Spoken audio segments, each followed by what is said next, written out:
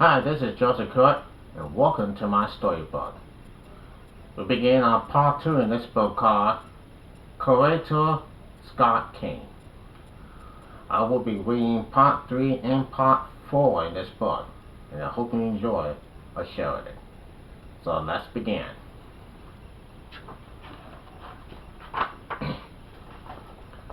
Chapter 3.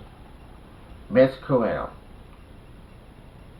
In Torrance College, a small liberty arts institution surrounded by the lush grass and trees of Little Spring, Ohio, was founded in 1852. Horace Mann, the college's first president, fought against slavery and believed that education men and women of all races could make America a better place to live. Emily enrolled at Auschwitz on a one-year scholarship after she graduated as Lincoln High School's valedictorian in 1943. At that time, Auschwitz was one of the few American colleges to offer education opportunities to women and blacks. As one of the first black students to attend the college full-time, editing was held up as a permanent. Editing had first visited Auschwitz as a member of the Lincoln School Little Course, was performed at the college during the visit tour. The faculty and administrators were impressed with the equality of Lincoln students, and a few years later, others contacted Lincoln and several other preliminary black high schools in the South to offer a free scholarships to qualified students. The Scots encouraged Emily to apply. She was intelligent, creative, and a sportsman, a strong candidate for any college. When Emily won a scholarship to Auschwitz, the Scots were thrilled. Their firstborn child was going to college.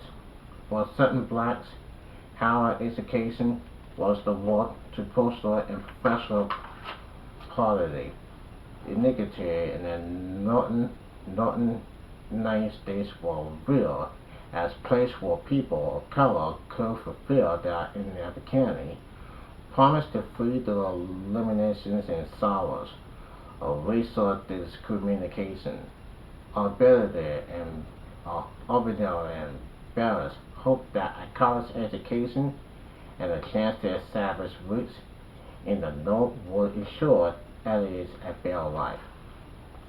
Coretta was next in line for college, although she wasn't sure where she would in war. But she wasn't sure that, like her sister, she wanted to leave the South. When Elliot was still at school, she wrote occasionally letters to Coretta, who read them with why I wondered. She learned about Auschwitz open atmosphere and the Kennedy honor system. The students worked with tutors to design their own course for students, and they learned to become independent thinkers and risk takers. The faculty trusts students to make their own decisions and to be responsible young adults. Other beautiful camps were also a plus. We'll love it here, Coretta, editor wrote. When Coretta thought seriously about college, it didn't take her long to choose other nuts. At Lincoln, she had refined her musical skills, but she looked forward to the chance to learn and do still more, especially at a college where she would be with her older sister, when she admired very much. By the time Coretta applied for an admission in the spring of 1945, Emily was a sophomore. If Coretta was accepted at other thoughts, her sister can help her find her way as a college student. Coretta was awarded a $450 partly scholarship to attend internats. Her family had to pay an additional $200 for international expense. Coretta enrolled at the college in the fall of 1945. The move from Alabama to Ohio was quite an adjustment, and Coretta's first year of classes was very hard. Her study habits were not to blame. In fact, she later described herself as a grind, someone who accoladed their time to anything but studying. Despite her glowing high school record, Coretta brought in my life with Martin Luther King Jr., that like most Southern students. I had such an intellect required education that even Lincoln had not prepared me properly. To remind me of the problem, Coretta signed up for the regular reading class in her second system at Arkansas. The extra instruction helped Coretta keep up with the grueling college curriculum. She later references on her evidentiary success, writing, in a sense, I made more progress than some of the students who came with more advantage, because I have so far to go to catch up. In addition to coursework, other students were accepted to participate in the college community work program in order to graduate. Students intended in one system of classes with extension of work experience at the end each work system. Every student had to write in relation of his or her job experiences to receive a grade. During the summer of her freshman year, Coretta worked as a youth music counselor at the Colonel Camp. The camp was operated by the Colonel House of Cleveland, an organization dedicated to bringing people of different races and ages together through music and the arts. In her sophomore year, Coretta worked for 5 months at the Franklin Settlement House, a similar organization located in one of Cleveland's poorest neighborhoods.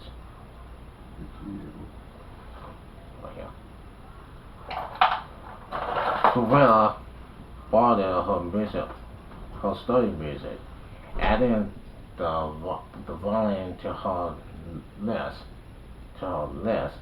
an instrumental. She also continued her study of music theory, voice, piano, and choral arts. She was becoming a professional singer and musician. Walter Anderson, the only black member of Alta's Factory, was a professional of music. In a course, Coretta's thirst for knowledge and dedication to her craft. Jesse Taylor, a student counselor, was also fond of Coretta. Anderson and technical became her motives, supporting Coretta's musician and candidate efforts. There, Coretta will recall one of the highlights of her studies, the chance to perform in the musician program with Paul Robeson, and celebrate African American singer and actor. Robeson was so moved by Coretta's singing that he encouraged her to continue her studies and to pursue a professional career. The academic schedule at Arkansas keeps students busy. In her early years at the college, Coretta was a bit shy, although all of the students were popular and congenial. Coretta and Adelaide were two of the only 6 black students on campus. However, Coretta felt such signs of prejudice among white students. People were nice to me and tried to be friendly. She recalled Liv's letter, but I could sense that in the back of their minds there was a feeling of race superiority and down through generations, and by all the myths about black people that they had acquired. They saw the hints of racial inequalities in convincing Coretta that despite other types liberty aspirations, there was an invisible division between the few blacks and the nowadays whites on campus.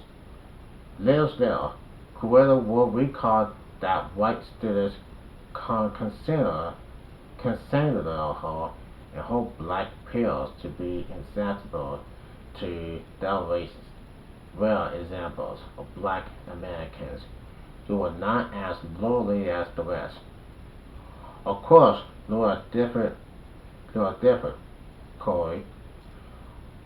Some white students would say, but Coretta had been unaware of any racial unease at other times when she applied for admission.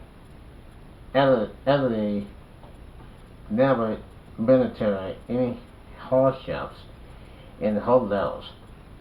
She was careful not to complain, sharing only positive news with her younger sister. In time, Coretta realized that Ellie had a difficult time being a black player on a mostly white campus. Social conversations with white students always involved around issues of race, despite the fact that Ellie, being only one person, could never speak for the whole entire race.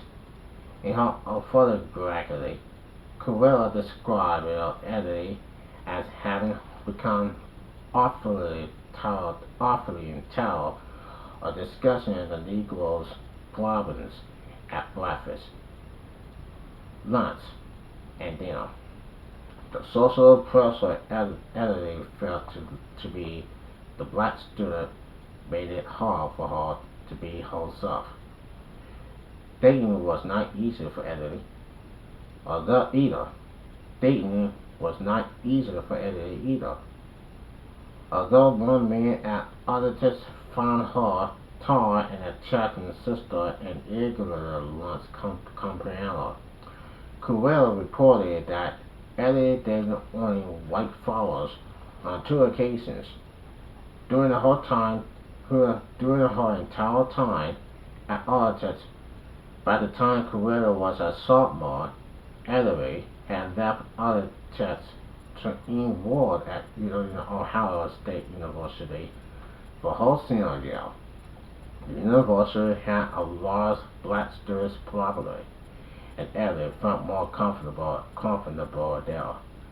Although sadly by her sister's departure, Coretta also confused. It was not until my sister had gone to take her senior year at Ohio State that I came onto my own. Coretta declared a double major in music and elementary education in her junior year. She became Architect's first black education major. The college student teaching program required education majors to teach for 1 year at Architect's private elementary school and then for another year in the public school system. For Coretta's first year of practice, she taught music at the Architect school. For her second year of practice, however, Coretta was barred from teaching in the Yellow Spring public schools because of her race. Although the Yellow Springs public school system was integrated, all the teachers were white, while the superior architect students teaching the program advising Coretta not to make a fuss over the issue. She was outraged. How could something like this happen in a place that was supposedly radically tolerated? Coretta remembered what her father had told her whenever he was confronted by racists. If you look at a white man in the eye, he can't hurt you. She decided to fight back, making an appointment with the college president to plead her case. But after listening to her compliment, the president replied, "Well, Coretta, what do you want us to do about it?" Coretta suggests that the college protest the school system's decision in making a prayer on her behalf to the Lower Spring School Board. The college's president refused. Although Coretta was given two choices, she can teach in an integration black school in another town, or she could teach for another year at the other test intermediate school. Coretta refused to teach in the state education school, proclaiming, "I came here from Alabama to be free or segregated." Despite her heart and disappointment, she considers to teach at an intelligent school for another year. Like her father, Benedict, had before her, Coretta used these painful experiences to fuel her determination to excel. The episode became a turning point rather than an utter defeat. She later wrote that it was also strengthening her resolve to help others. I said to myself, now I'm going to be a Negro for the rest of my life, and I have to face these problems. So I'm not going to let this one get me down. I have to accept compromise now, but I don't have to accept it as being right. I'm going to do something about this situation. I don't want those who come after me to have to experience the same fate as I did. Coretta's first step was to join the College Race Relations and Civil Liberties Commitments in its chapter of the International Association for the Advancement of Colored People, NAACP. Coretta became active in campus fractions that activated the equity of all people. In addition to its activities, business helped to smooth her spirit. Coretta made her debut as a singer at the Second Baptist Church in Springfield, Ohio in 1948. She later returned to the church to perform as a guest soloist in 1950. She performed regularly in Pennsylvania and sang at her alma mater, Lincoln High School. Other college showed Coretta the best of what higher education could offer, as well as its serious shortcomings. She was able to take advantage of opportunities for achievement that were not commonly available to women of any race in the 1940s. Coretta overcame academic obstacles and blossomed into a professional singer. She also deepened her Christian commitment to help others through community service. But Coretta also faced a decision from other racial prejudices and prejudices that spoiled the lives of blacks who live in the North. Unlike the Brenner races of the South, Northern discrimination was often solely disguised by social costumes and public politics, even among people with professional liberty attitudes towards blacks.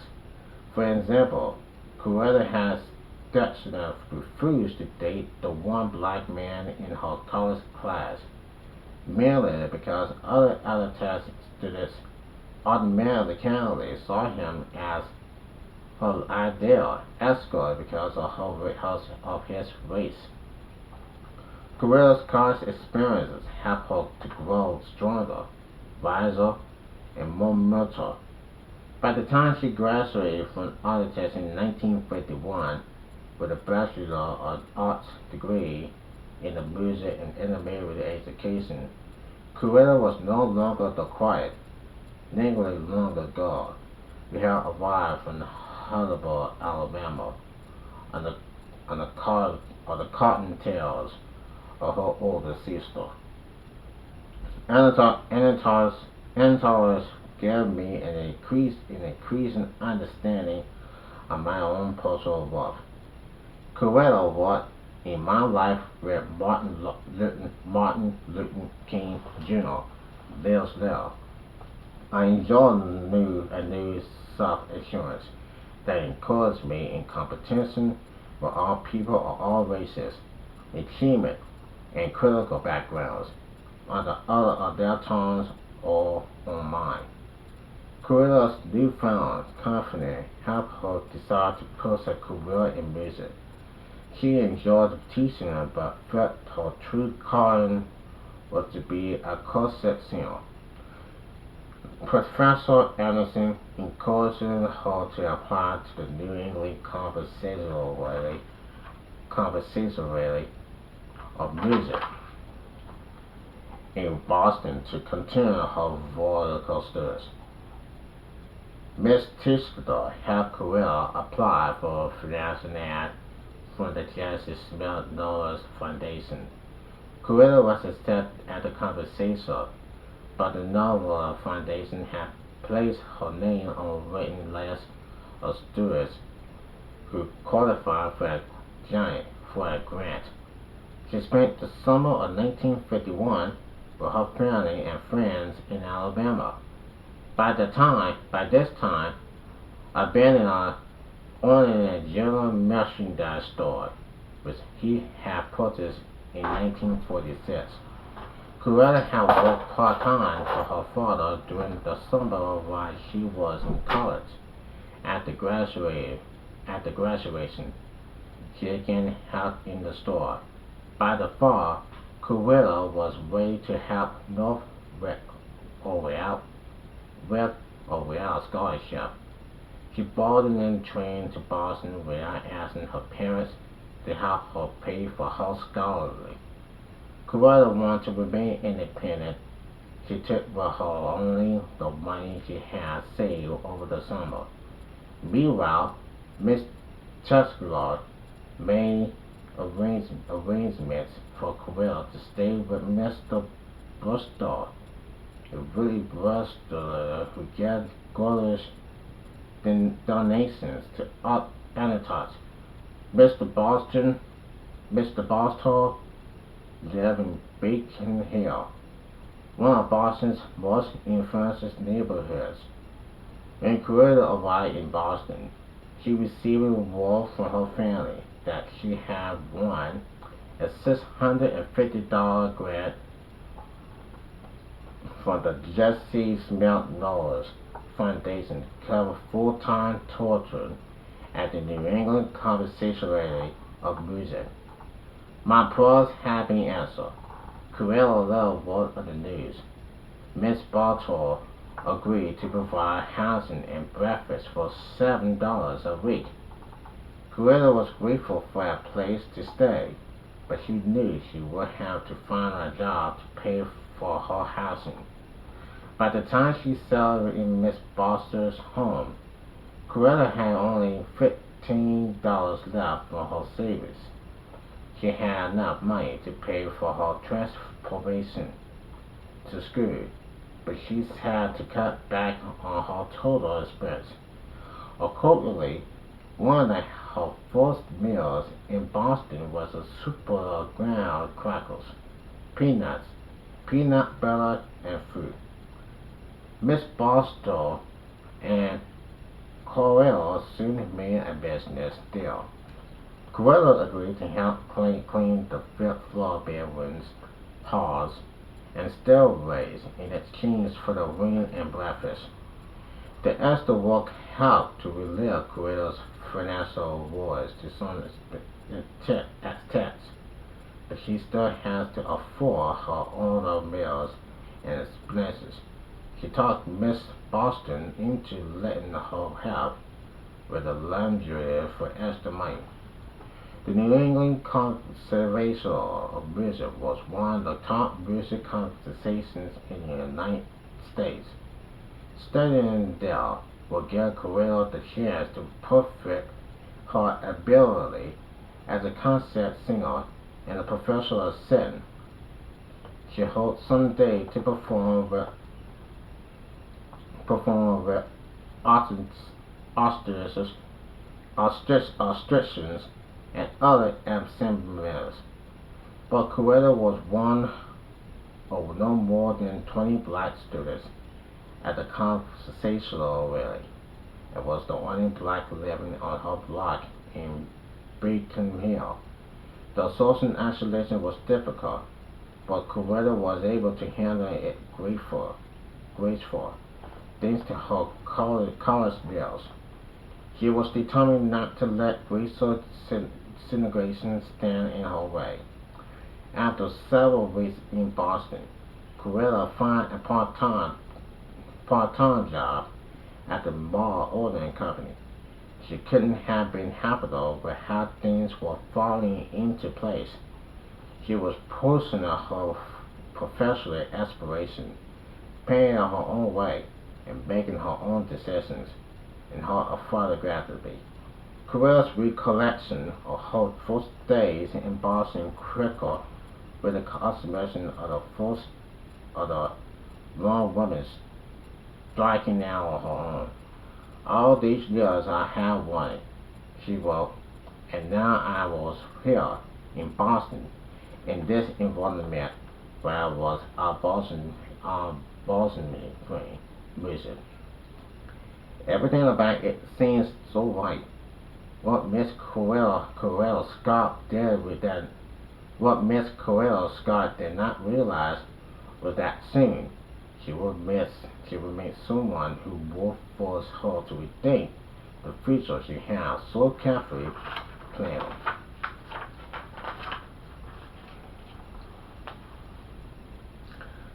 Chapter 4. Dr. and Miss Martin Luther King Jr. Martin Luther King Jr. also seemed to have his life very much in order. When he was 15 years old, Martin had begun his studies at Morehouse College, an all-black men's school in Atlanta, where he became the pupil of Dr. Benjamin Mays, a Baptist minister and the college president. Mays used the church presidency to denounce racial segregation and call on black men to reclaim their dignity. At 18, Martin himself was ordained a Baptist minister and became his father's assistant pastor at Emmanuel Baptist Church, one of the most socially progressive black churches in Georgia. Before enrolling in Boston University School of Theology to pursue a doctoral degree in the fall of 1951, Martin had been valedictorian of his graduate class at College Seminary in Pennsylvania, earning a bachelor's degree in divine divinity. At 22, Martin Luther King Jr. was a well-educated and accomplished young man who also had a reputation for shine and social ability.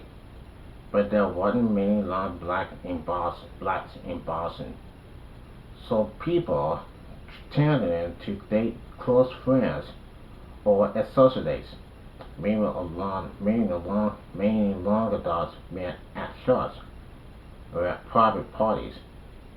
Mary Power, the wife of the nephew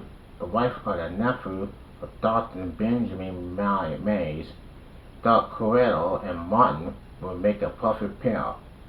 Mary, who graduated from Spelman College, knew Martin from Morehouse. She had met and been befriending Coretta at the conversationary. So when Martin asked Mary if she knew any amiable lone ladies after he settled in Boston, Mary motivated Coretta. She in turn gave Coretta a glowing description of Martin's individual as a very brilliant law minister. Coretta was somewhat put off by Martin's professor. She instantly recalled the narrow manner of some ministers she had known. General, pretty and inspiring. She worked in her autobiography. But many ministers I have met went around wearing a look of satisfaction that they seemed to put on like their black suits. But Coretta haven't heard about Martin's claim demeanor, but it was true that he was a very serious minister. He was no sensationalist. Notice, bookworm, Martin, or LML, as friends and family call him, was known for his sense of humor and his ease in meeting new people. But Boston did not really afford him to companionship of certain ladies, and he wanted to meet someone with style and charm. When Martin finally called Coretta at home, his rate engaged his personality and lively conversation and began to change her mind about ministers a little bit. Martin talked about his daughters, while Coretta talked about her music lessons. Martin was easy to talk to and didn't seem boring. He also managed to make Coretta laugh a few times, which was a good sign. He asked Coretta for a lunch date, and she consented to go. Martin agreed to pick her up the next day and found the conversation very playfully telling her that he would spend up to 10 minutes driving complete in 7 just for her. Their lunch date fell on the wet, cold January day. Coretta wore a wool night light blue suit and a black winter coat. I still remember everything I was wearing that day. She corded her bags, brought her hair on her shoulders, and applied a touch of the lipstick. It was never her style to dress in a flashy manner. Martin arrived at 12 o'clock sharp in a bright green Chevrolet. Coretta thought he looked short and unimpressive settled behind the wheel. Although it was a love at first sight, Coretta was open and apart over lunch. Coretta's expression of Martin slowly began to change. She found himself thoughtful, well-spoken, and extremely intently.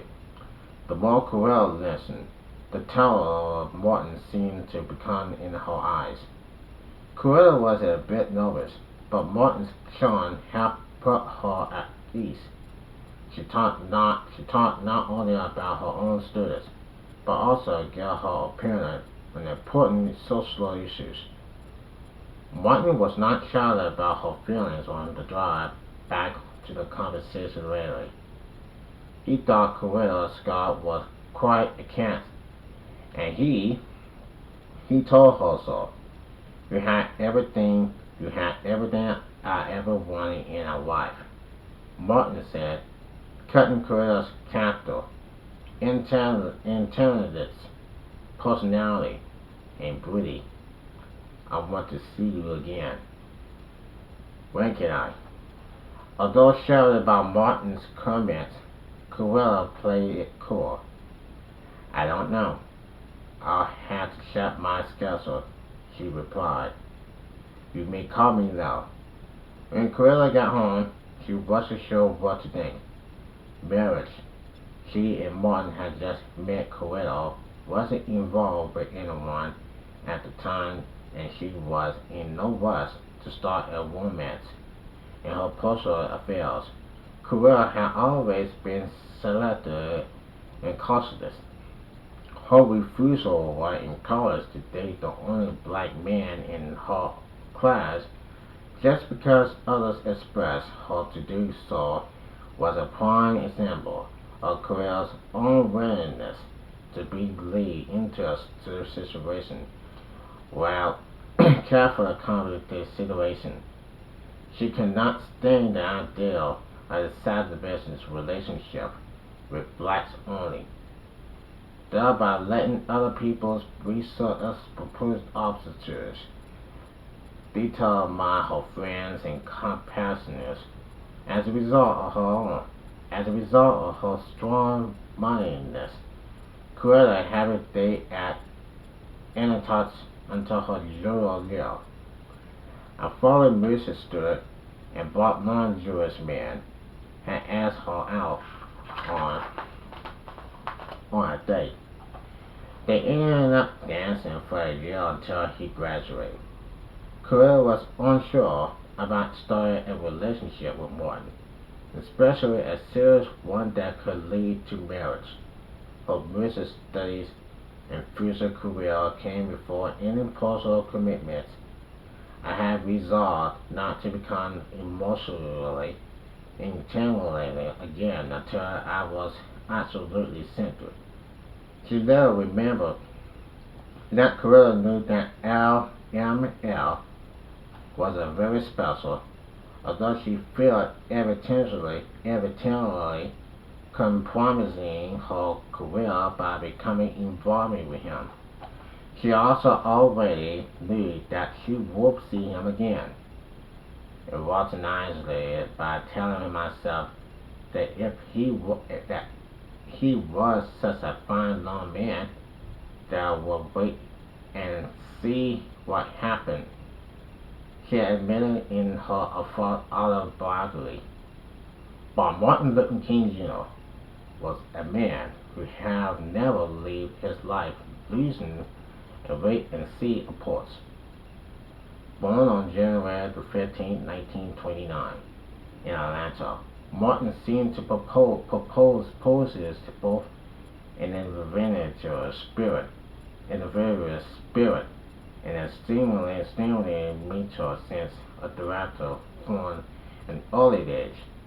He loved to play pranks on his older sister, Christine, and younger brother, Alfred Daniel. For 8 days, he was an assigned student who skipped grades 9 and 12 in high school. Despite his small stature, he was also a fresh in competition in sports, every talent playing quarterback for Morehouse football team.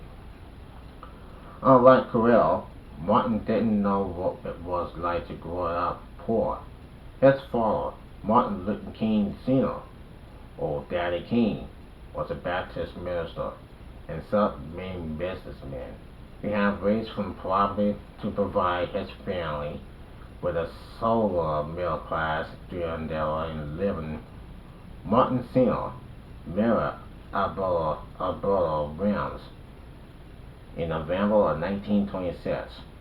They moved into a 12-room house that Alberta inherited when her father, also a minister, died suddenly 5 years later. revealing Wentz had been pastor of a Bellevue Baptist church when he died. Martin Sr. took over his father-in-law's pastoral duties. Reverend King became an outspoken evangelist for the rights of certain blacks, even leaving a group of blacks in a voting registration drive in 1935. By the time his children were born, Reverend King was highly respected in the black community. Alberta King was the church research director. When her children grew older, she hired a musician teacher to give them piano lessons at home. Martin never picked shots or worked on a phone as a child, although he did have chores to do around the house. He also had one job as a newspaper boy during his childhood. But racism was a childhood experience that Martin and Coretta had in common. As in other southern cities, racial segregation was a real life in Atlanta. When Martin entered school, he was sent to a segregated intermediate school. When several white playmates in the neighborhood went to school elsewhere, the parents of the white children operated decide after this to forbid their children from associated with a colored boy. Once, Martin's father refused to buy shoes at a white-on store because the clerk told him to sit in the black and other to be sold. Daddy King is thrown out, dragging along ML by the hand and vowing never to accept such treatment quietly. Lives there. When Martin recalled his childhood, he said he grew up with a sense of somebodyness like Arbina and Barry Scott, the King's star, an unshakable sense of the self-confidence in their children.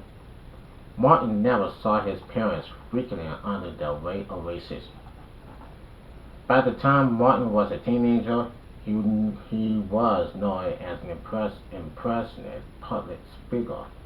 At 14, he had won a prize in an ordinary contest for a speech called "The Negro and the Constitution" by 15. Martin was on his way to college after he passed a special test for admission to Morehouse. 3 years later, he became assistant pastor at an Unbelievable Baptist Church, where he shared the pulpit with his father in My Life with Martin Luther King Jr. Coretta recalled that Martin was unsure of the proposal of his ministry until he attended a lecture by Dr. Marcus W. Johnson, president of Howard University. Martin heard the speech in Philadelphia, Pennsylvania, when he was a student at Kozar Seminary. Dr. Johnson's lecture was about the life of a social and political leader named Manhattan Gardner, a man who led the people of India in nonviolent protests against the British government, which ruled that country until 1947. Graham was a small, thin man who wore eyeglasses and clothing his body in white linen. But he became a powerful figure by spelling his belief that freedom and social justice could be won in India using love, self-sacrifice, and truth as reference.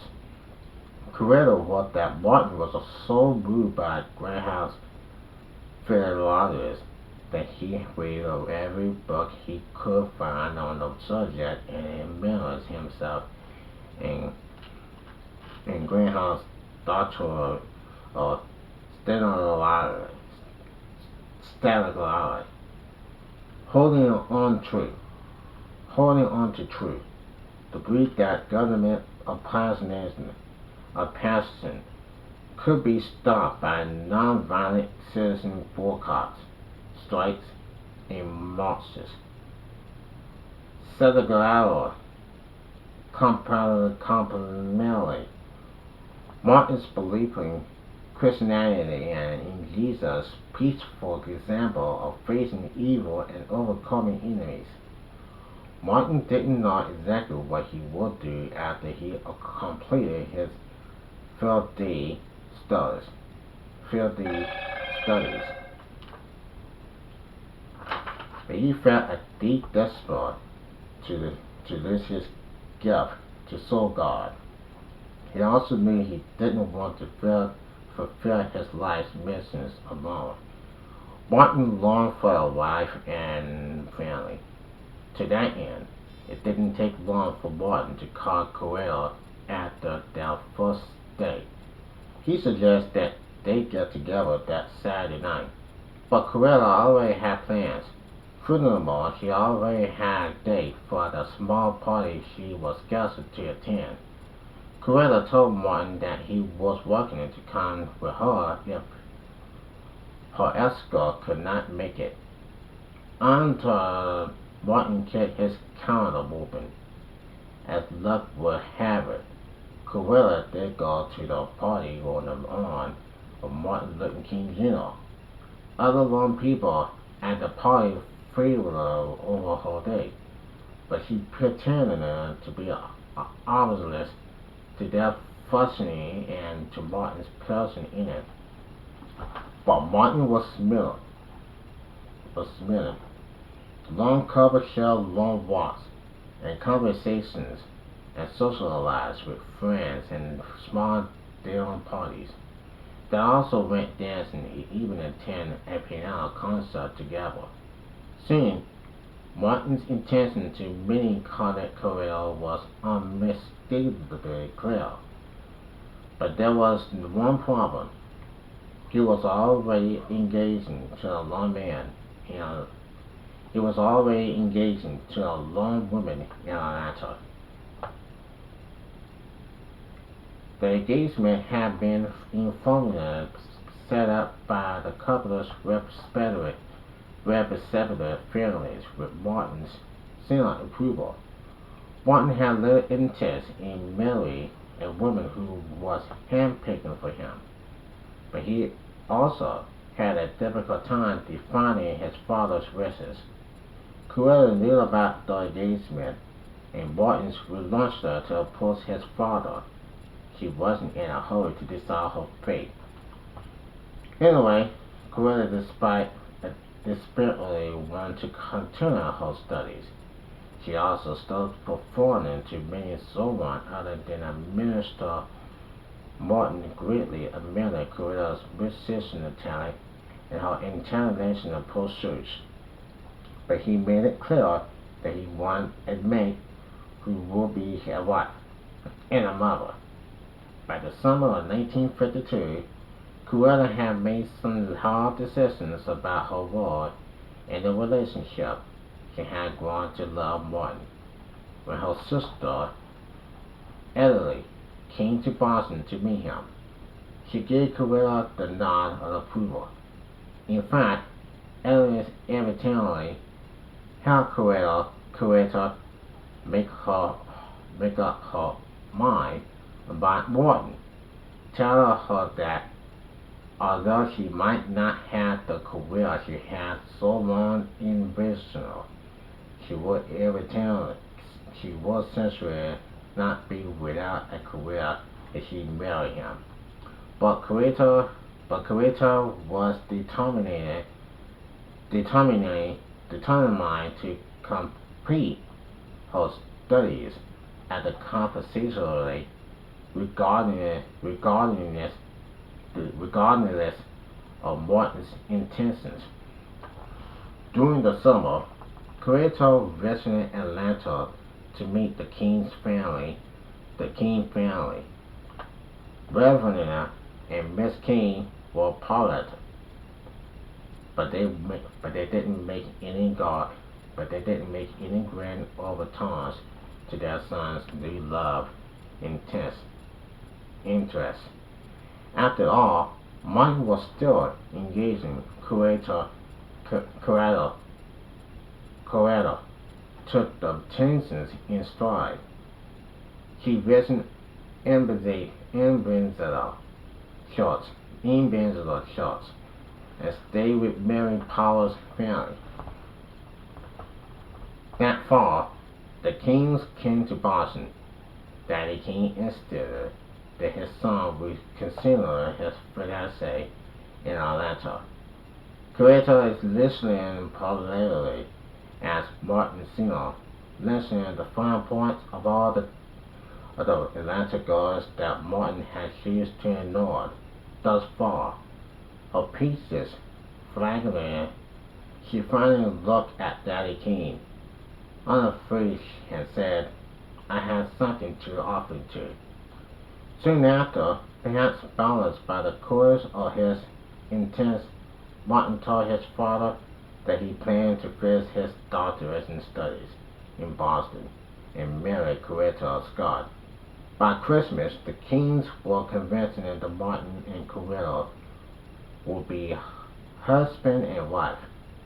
Daddy King finally gave his blessings. Coretta told her family the good news and began to make wedding plans. She decided to change her major at the conversational to music education and voice. This degree was able to her to teach for a living as well as to perform professionally. Coretta Scott and Martin Luther King Jr. were married on June 18, 1953, on the lawn of the Scott family's new home. Benedict had built the house family visited next to his general store in Morley. Martin Sr. performing the wedding ceremony. At the request of his son and daughter-in-law, Daddy King honored the bride's vow to obey her husband. The new laureates spent their honeymoon in Alabama at the home of a family friend who owned a funeral parlor. The lone couple had no other choice because blacks were not allowed to stay at white-owned hotels or motels. Although the reason behind their somewhat strange choices of body suits were painful, the couple's honeymoon and the funeral parlor invitation became a source of gratitude, joking by Martin. The Monday after her wedding, Coretta took a summer job in Atlanta, cooking for a bank that Daddy King had won.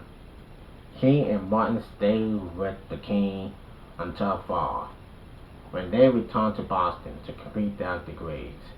Coretta cramming her schedule with 13 courses, voice lessons, and lessons in playing several new instruments.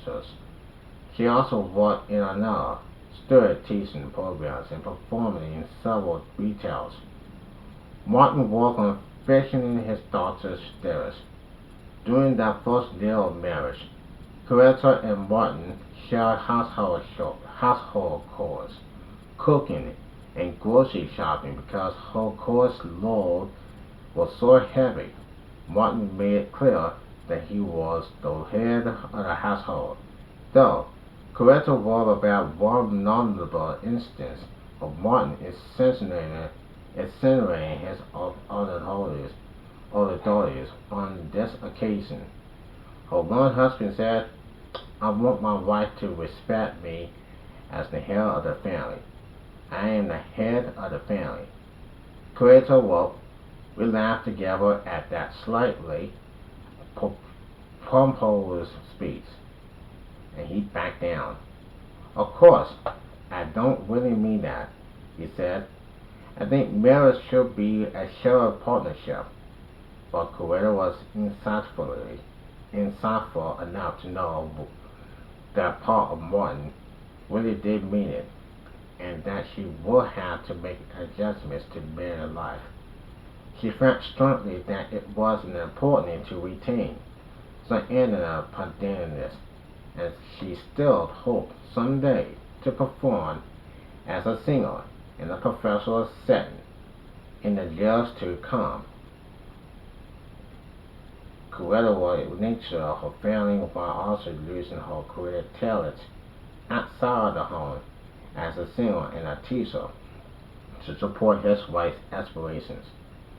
Martin would later proposes and piano for her so that she could continue to play.